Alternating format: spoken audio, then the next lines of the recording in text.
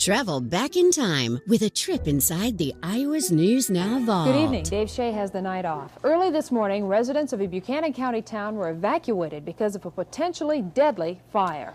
The building, a farm supply store in Aurora, contained farm chemicals, and tonight concerns remain about possible environmental damage.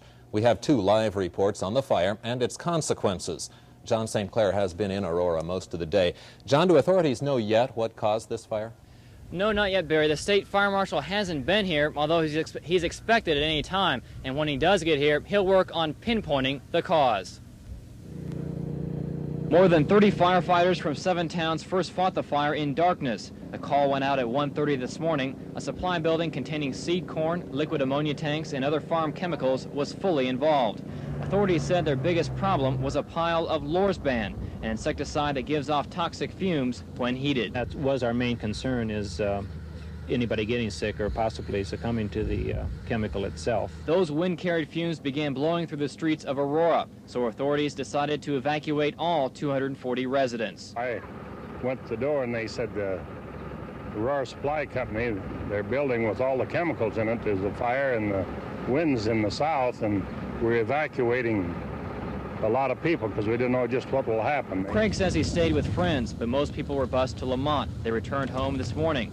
By 6 a.m., firefighters had smothered the flames with foam. Later, volunteers helped out by cooking breakfast for those who fought the blaze. Well, from 1:30 to we got done at about 7. I'm tired. Long night. Had a lot of help, though. It's quite an experience.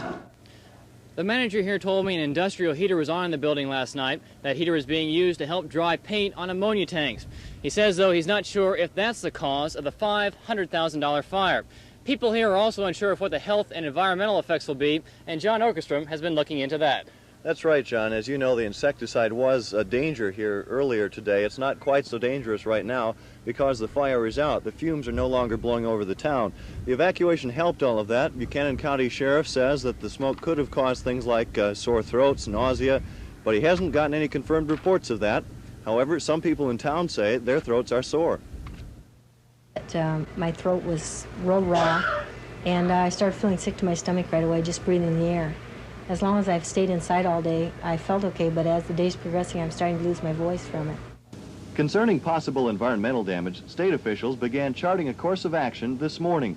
The first dike, built around the 42-ton pile of Lorsban 15G, would help to contain the chemical, at least for a while. Maybe they could line the inside of the dikes or something with plastic or sheets or something, you know, to protect so we don't get this all saturated with chemicals. Our main concern right now is the weather. It's supposed to rain this afternoon and tonight, and we want to keep that material from getting into the creek. Environmental specialist Steve Baumgart's talking about nearby Buffalo Creek. He says insecticide from the fire site could flow through roadside ditches and farmland, causing a fish kill if left unchecked. Water samples taken this afternoon will be analyzed at the State Hygienics Lab in Iowa City, but he says there is probably no threat to humans. At mid-afternoon, firefighters tried to cool down the huge pile of insecticide. They say they'll cover it eventually. Earlier, workers began pumping some of the blackened ammonia tanks removed from the site, but others will be left alone at the state fire marshal's request.